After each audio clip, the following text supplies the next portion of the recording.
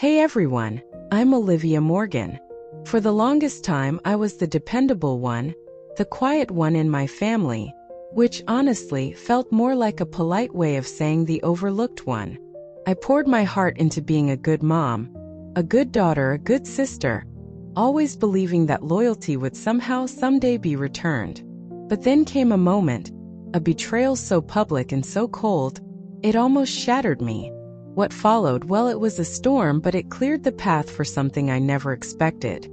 I was sitting at my battered oak desk in our little apartment over on Elm Street, the one with the slightly crooked window that always let in the afternoon sun just so. It was painting these long, dusty stripes across my piles of paperwork.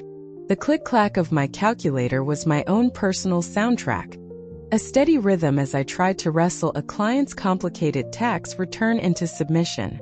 I had about 20 minutes tops before I had to dash off and pick up my son Noah from his coding club.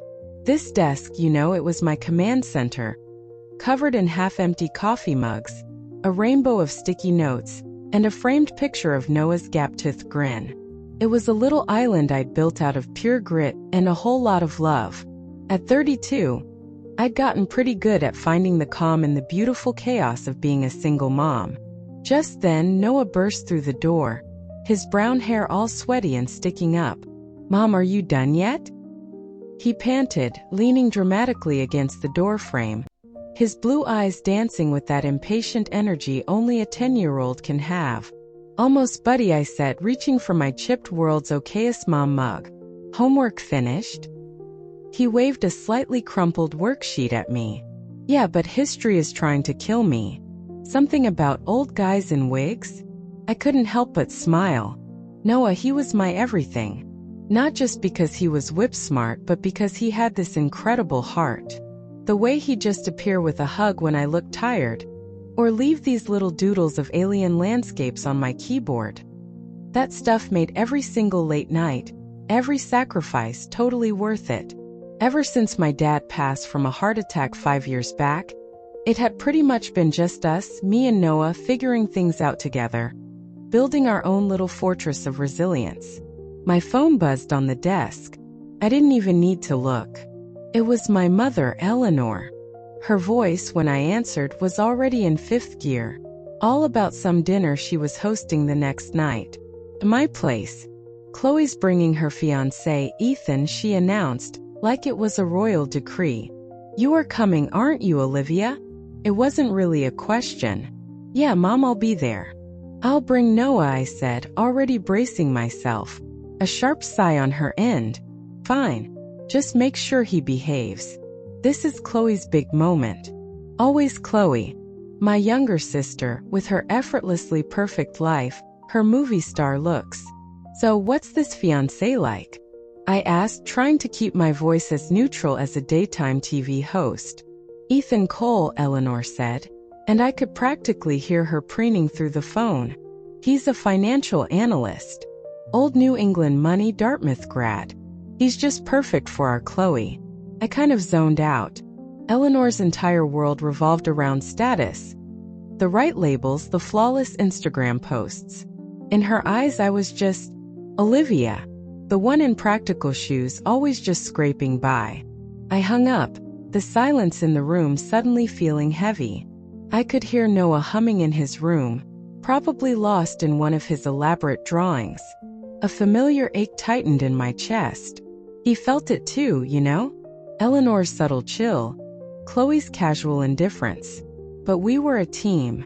Tomorrow we'd walk into that dinner, heads held as high as we could manage. Eleanor's sprawling colonial on Prospect Hill always felt more like a museum than a home, all gleaming mahogany and imposing oil paintings. As Noah and I stood on her wide porch the next evening, I smoothed down his jacket collar and gave his shoulder a little squeeze. "Ready, kiddo?" He nodded, his eyes steady but with that guarded look he got around my family. "It'll be fine, Mom." That look, that brave little suit of armor he wore, it always twisted something in my gut. Eleanor opened the door, her smile as stiff and immaculate as her silk blouse. "Olivia." "Noah, you're late." We're right on time, Mom, I said, stepping into the entryway. The air inside was thick with the scent of expensive potpourri and something roasting, probably a leg of lamb. Laughter, sharp and polished, drifted in from the formal living room. Chloe's laugh. Do come in, Eleanor said, already gliding away. Chloe and Ethan are in the parlor. Chloe was draped artfully on a velvet chaise lounge, a wine glass with a blood-red vintage dangling from her perfectly manicured fingers. Her dress probably cost more than my monthly rent. She uncoiled when she saw us, her smile a little too wide, a little too bright. Olivia, you made it, she trilled, her gaze flicking over me and then barely registering Noah. And Noah. The man beside her rose to his feet. Ethan Cole. He was tall, with dark hair swept back from a high forehead, and his suit looked like it had been custom-made by angels. This is Ethan, Chloe said, looping her arm possessively through his. Ethan extended his hand, and his smile, unlike Chloe's, felt genuinely warm. Olivia, it's really great to meet you. His hazel eyes, when they met mine, held a flicker of something familiar. It was unsettling. Nice to meet you too, I said, my hand briefly enveloped in his firm, steady grip. He turned to Noah. Hey there, champ. What grade are you in? Fifth, Noah mumbled, suddenly shy but clearly intrigued. Fifth grade. That was my favorite, Ethan said, a grin spreading across his face. I built this massive solar system model for the science fair. Mars totally fell off right in the middle of my presentation. He winced dramatically. Total disaster. Noah giggled, relaxing instantly. I'm doing a volcano for hours. I hope mine doesn't explode for real. Nah, you'll crush it, Ethan said, giving him a conspiratorial wink. I watched them, a little stunned. No one, absolutely no one, in my family ever talked to Noah like he was a person, like his thoughts and projects actually mattered. Chloe cleared her throat, a tiny impatient sound. Olivia, you're not planning on wearing that to the wedding, are you? Her eyes did a slow, dismissive scan of my simple blouse and tailored trousers, a glint of amusement in their depths. I kept my face a careful blank. I'll figure something out, Chloe. Eleanor chimed in from her armchair, her voice dripping with faux concern. Well, we didn't ask you to be a bridesmaid, dear. We know how busy you are. With your situation and all. My fingernails dug into my palms, but I just nodded. I saw Ethan shift uncomfortably beside Chloe, his jaw tightening almost imperceptibly, but he stayed silent. I offered him a tiny, almost invisible smile, not sure why I felt like he'd noticed my restraint or even cared. Dinner was a long, drawn-out affair, filled with the clinking of expensive silverware and Chloe's endless, breathless chatter about wedding venues and floral arrangements. Under the heavy linen tablecloth, Noah's small hand found mine and squeezed. We were okay. We always were. The weeks leading up to Chloe's wedding were a blur of late nights and to-do lists longer than my arm. Turns out I wasn't just a guest. Oh no. I was the unpaid, unthanked, unofficial wedding coordinator. Chloe was far too swamped with crucial things like cake tastings and bachelorette party planning, and Eleanor, well, she deemed the actual logistics of a wedding far beneath her. So I was the one on the phone with caterers, the one fixing the inevitable floral screw-ups, the one proofreading the wedding programs until my eyes crossed. I didn't complain, though. My accounting work had taught me how to wrangle chaos into submission with a calm, methodical approach. I did it for Noah mostly, for some semblance of peace. And maybe, just maybe, for a tiny flickering hope that my family might finally see me see my worth. One evening, I was holed up in Eleanor's stuffy home office, a room that always smelled faintly of lemon polish and old, important books, surrounded by towering stacks of RSVPs and intricate seating charts. I was meticulously correcting a misspelled guest name when Ethan appeared in the doorway, holding 2 steaming mugs. Coffee? He offered, a small, almost apologetic smile on his face as he handed one to me. Black, 2 sugars, right? I blinked, surprised he'd remembered from that one dinner. Thanks, I said, taking the mug. The warmth seeped into my tired hands, just trying to prevent an international incident. Chloe accidentally invited her old arch-nemesis from college. He chuckled, a low, pleasant sound, and settled into the leather chair opposite me. "You're basically running this whole wedding, aren't you?" I just shrugged, a blush creeping up my neck. Someone has to make sure the confetti cannons don't aim at the string quartet. His eyes, those surprisingly kind hazel eyes, lingered on my color-coded spreadsheets and meticulously organized binders. "This is seriously impressive, Olivia." The unexpected praise warmed my cheeks. "Just what I do. I like when things add up." He leaned back, studying me with an intensity that made my breath catch. "Do you ever get that feeling?" he asked, his voice suddenly softer. "Like you've met someone before? Strong déjà vu?" I froze, my pen hovering over a checklist. My heart started a frantic drum solo against my ribs. Maybe I managed my voice barely a whisper. "Why? Do you happen to know someone named Lily?" My breath hitched. Lily. Bright, brave, beautiful Lily. I'd met her 12 years ago, when I was volunteering at the city hospital after a health scare of my own had knocked me sideways. Lily, whose laugh, even when she was weak from chemo, could light up the whole dreary ward. Lily, who had a little brother who was always there, sketching superheroes and fantastical spaceships in a worn notebook. "You're Lily's brother," I whispered, the words tasting like a forgotten dream. Ethan's face softened, a wave of something profound passing over his features. "You remember her?" "I could never forget Lily," I said, my voice trembling. She changed my life." "I was only 20 back then," he said quietly, his gaze distant. "I used to watch you with her. You'd read to her for hours, tell her silly stories, make her smile even on her absolute worst days. You brought Noah with you once, remember? He was so tiny, drawing these little pictures of stars for her." Tears pricked at the corners of my eyes. She called him her little astronaut. We sat there in the heavy silence of Eleanor's perfectly ordered office, the air thick with shared memories and unspoken grief. "She loved you, Olivia," Ethan said, his voice gentle. "She told me you were like the sister she'd always wished for. Said you showed her how to really live, even when time was running out." I blinked hard, fighting back the tears. "I never thought I'd see you again." "Me neither," he said, his voice low and resonant. "But now that I have..." He trailed off, his gaze locking with mine, intense and searching. I had to look away, my heart pounding a wild rhythm against my ribs. Something in the universe had just shifted, tilted on its axis, and it both thrilled and terrified me. A few days before the wedding, my phone rang.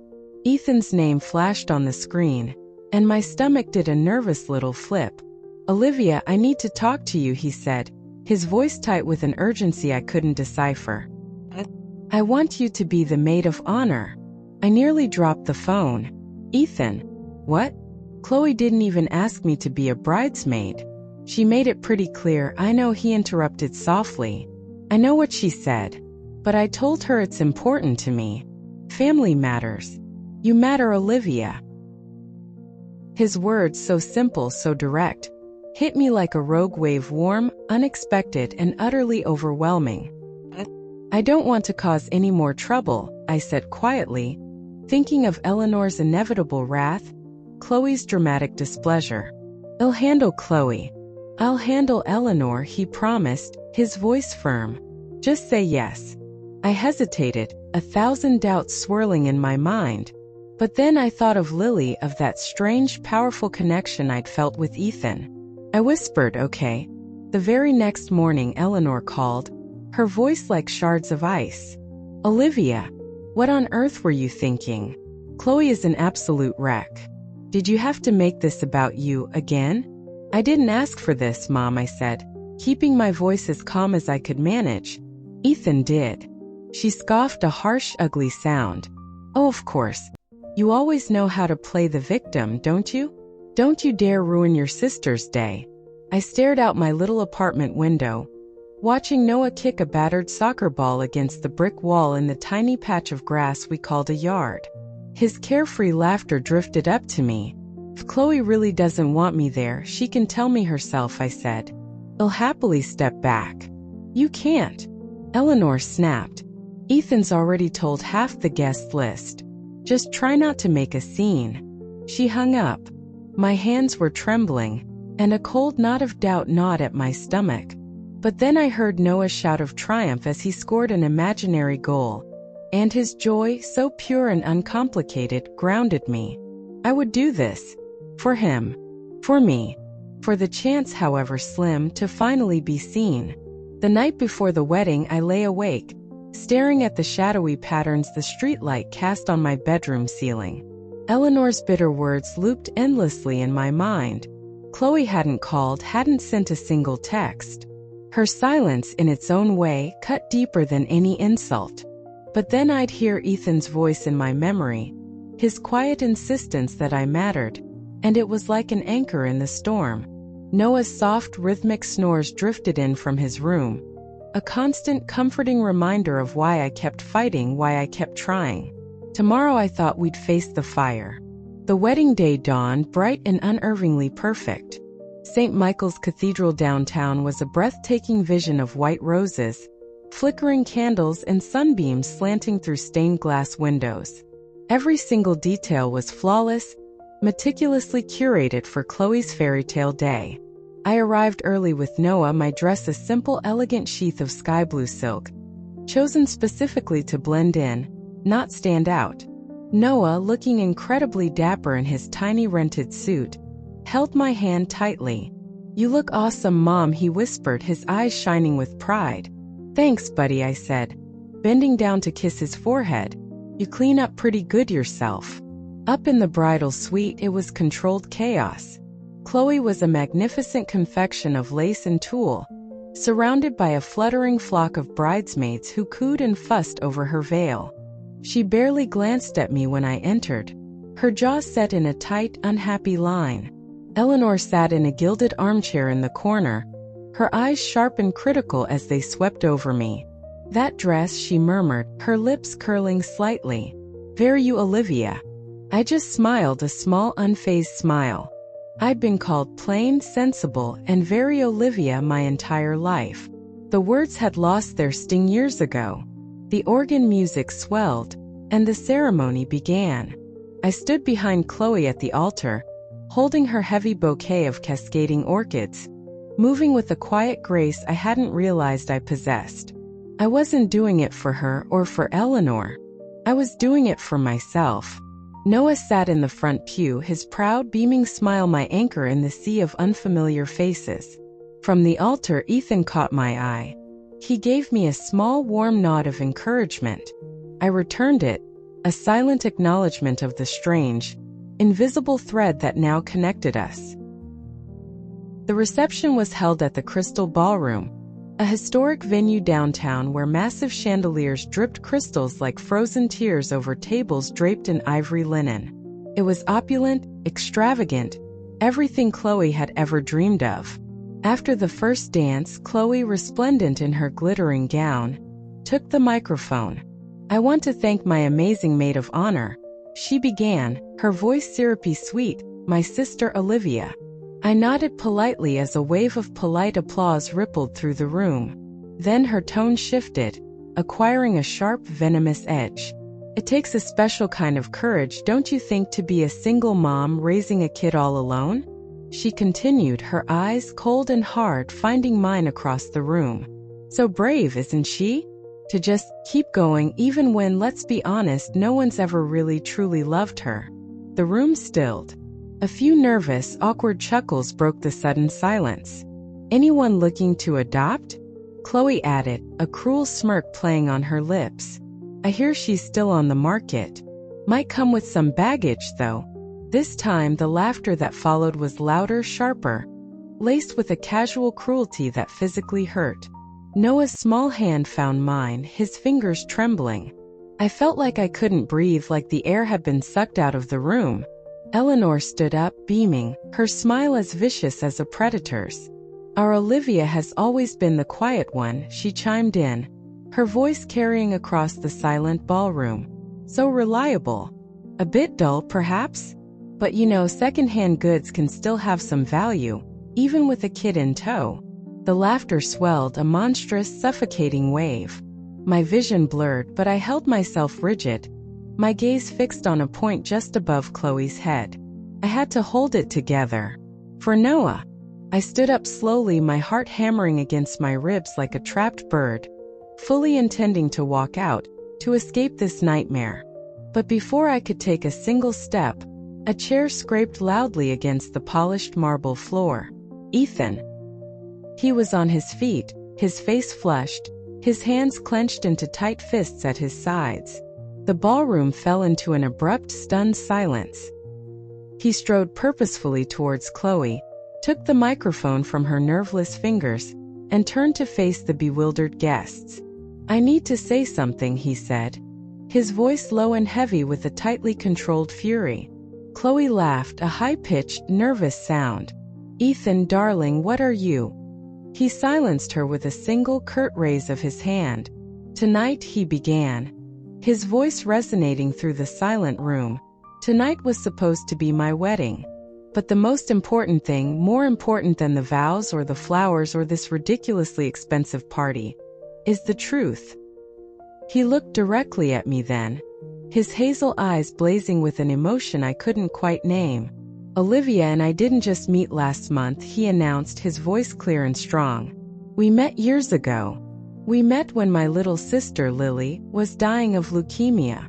A collective gasp, like the wind rushing through dry leaves, rippled through the crowd.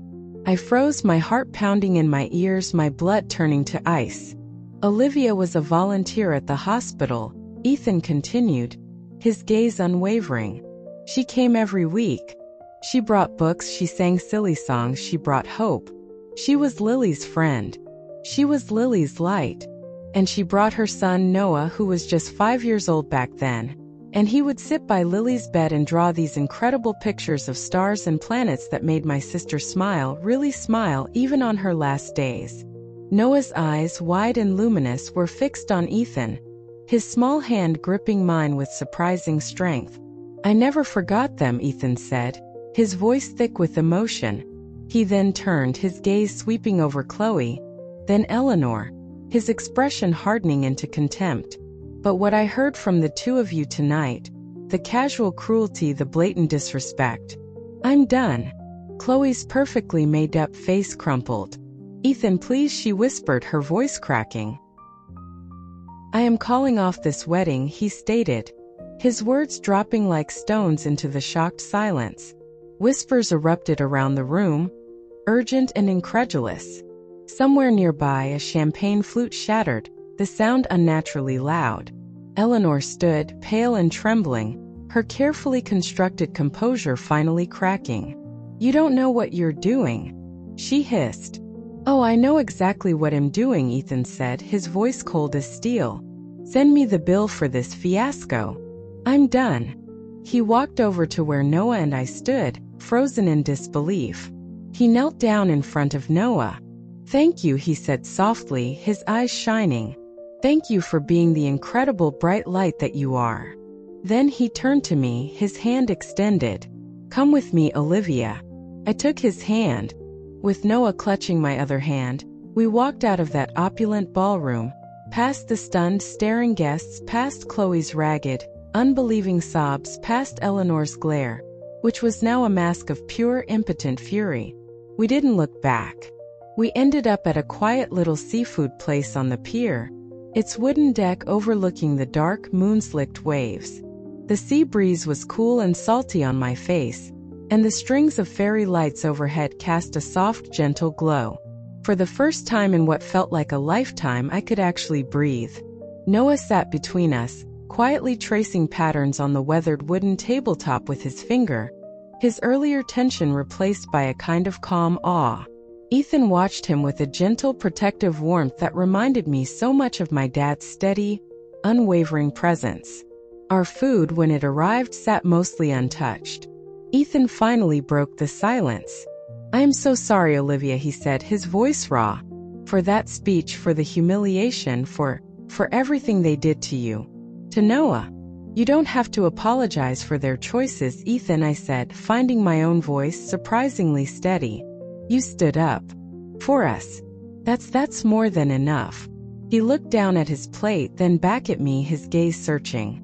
I think I owe you an explanation about why I was with Chloe in the first place. I hadn't asked, but I found myself listening intently. After Lily died, he began, his voice quiet. I was lost, completely adrift. Chloe was, well, she was vibrant, loud, always the center of attention.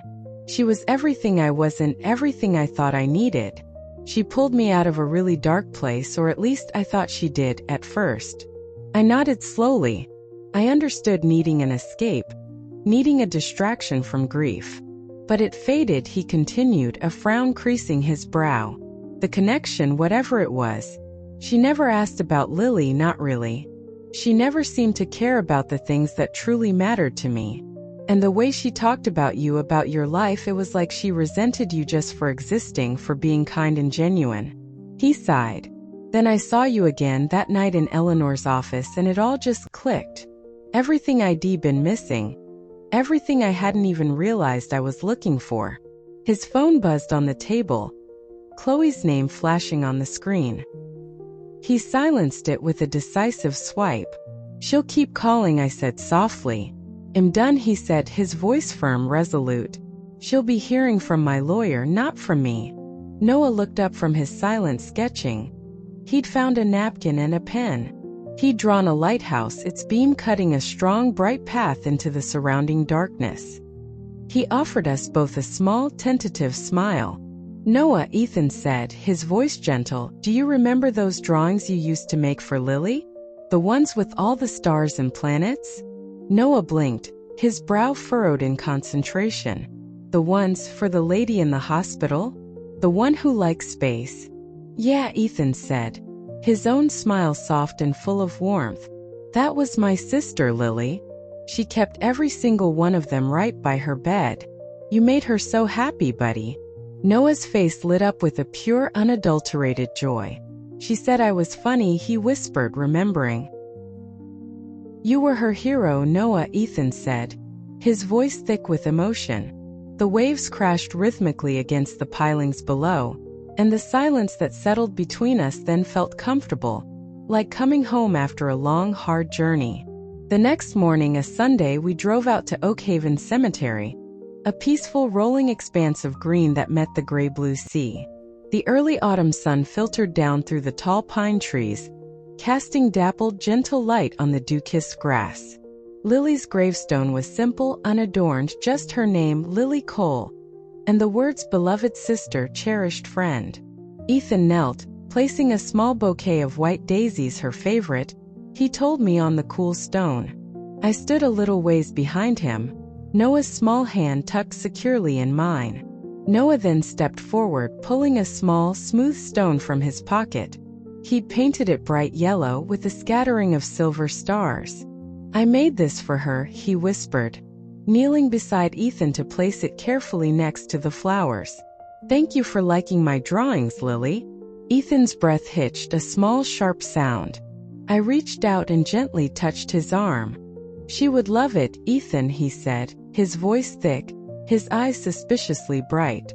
We stood there for a long time, the three of us, in the quiet embrace of the morning, hands linked, hearts unexpectedly open. I closed my eyes for a moment, the salty breeze on my face, and whispered a silent thank you to Lily. Thank you, I murmured to the wind, for somehow, someway bringing us all back together. The breeze seemed to stir in response, warm and gentle, almost like her laughter. As we walked back to the car, the sun climbing higher in the sky, Ethan reached for my hand. This time I didn't pull away. The world felt lighter, like I'd finally shed a heavy, invisible weight I'd been carrying for years. Noah skipped ahead, humming a tuneless, happy song. For the first time in what felt like forever, I felt a genuine, burgeoning hope. Not just for me, but for us. A year later, I stood on the sidewalk outside my brand new office on Water Street, right in the heart of Camden. It was a charming old brick building, with ivy climbing up one weathered wall. The smart, newly painted sign read, Olivia Morgan Financial Solutions.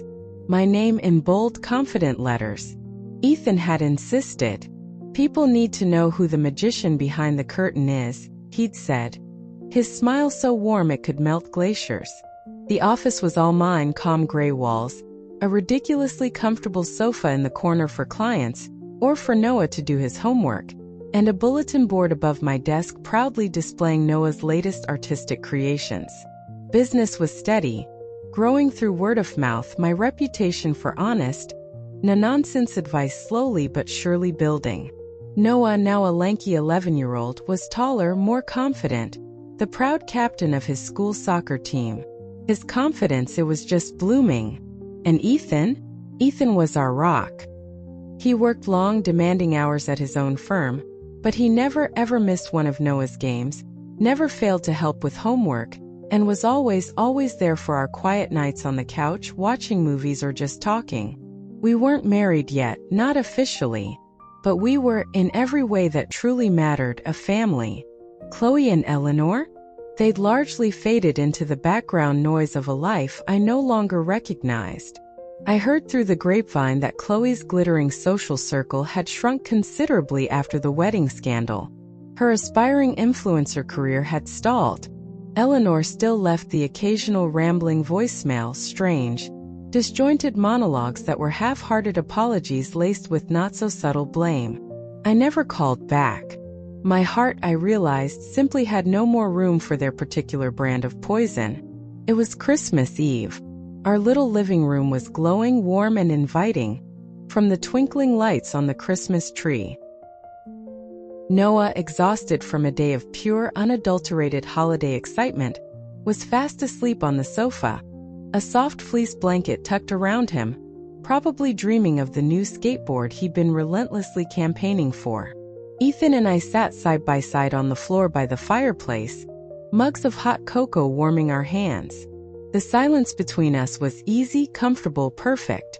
No drama, no tension, just us. Ethan shifted beside me, pulling a small velvet-covered box from his pocket.